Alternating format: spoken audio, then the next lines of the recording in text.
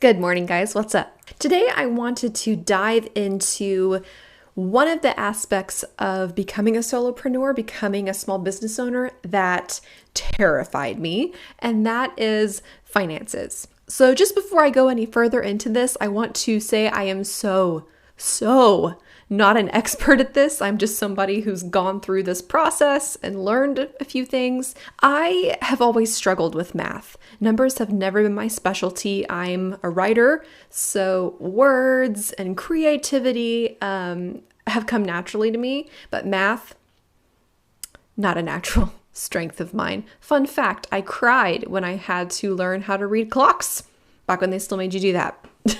So a lot of this felt really intimidating to me. And I confess I put off my dreams of going full-time with my business because I was terrified, nightmare terrified, actual nightmares of getting my finances wrong, of filing my taxes incorrectly and having somebody bust down my door saying, "You owe us more money than you thought you did," which was insane. It doesn't work that way. So I was really intimidated at the beginning of this process. I felt overwhelmed, and it's okay to feel that way. You will learn and it will get better. So here are a few things I've done financially to set up my business for more success. The first thing is getting separate accounts for all of your business finances. So that means getting a separate checking, savings, and rewards credit card for your business. You don't have to do the credit card, but I do because it gives me an extra layer of protection over my finances, because if somebody steals my debit card, they have direct access to those funds. Credit card has a little bit more protections.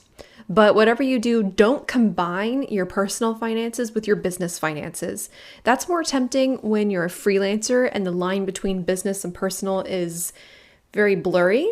But as you scale and get more clients, it's not a good idea. You will never know how much money you're making. You will never know how much the business is spending. If you're burning through cash like crazy, you have no idea. And it's just generally hard to get an idea of how the business is doing financially unless everything is separate and it's black and white. There's no confusion. So it seems like overkill in early days, but it will set you up for success if you keep everything separate from the start.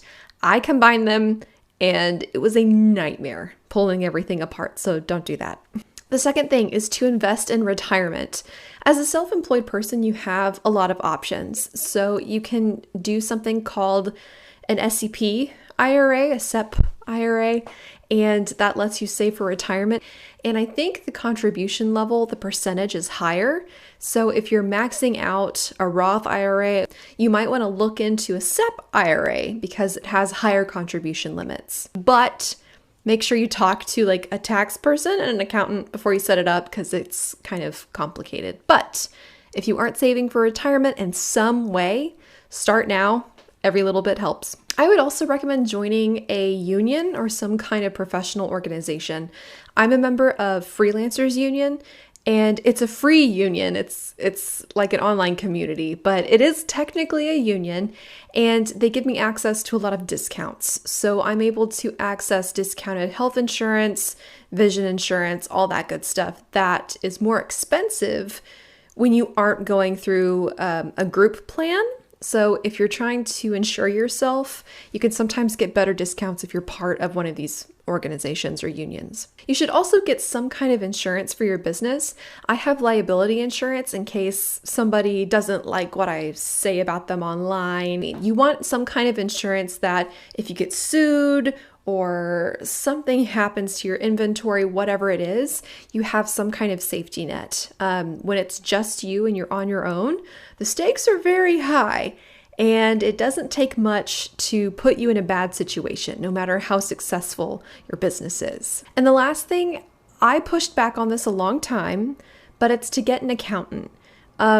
Yeah, it's an expense to hire someone to go over your books. You think at first, I can manage my money. I know what I'm doing. And you can be good at managing your money, but an accountant isn't there just to manage your money. They're to help you stay compliant, first of all, because they know everything you're supposed to be doing, and you might not know everything you're supposed to be doing like I did didn't know I was supposed to be filing with certain government agencies, and you can get fines that way. So they keep you compliant, which is always important.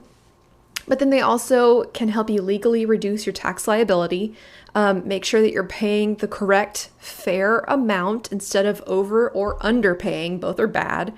They're also great just to keep you sane. I'm able to see cash flow reports. I can see the earnings projected for the entire year, actual earnings trends. They can point out things that maybe I can't see. And it's just good to have somebody in your corner financially who can give you advice. And so if you can afford it, I highly recommend hiring an accountant to look at your books a couple times a month and keep everything clean. That was rapid fire, but I know a lot of this stuff is not easy to figure out.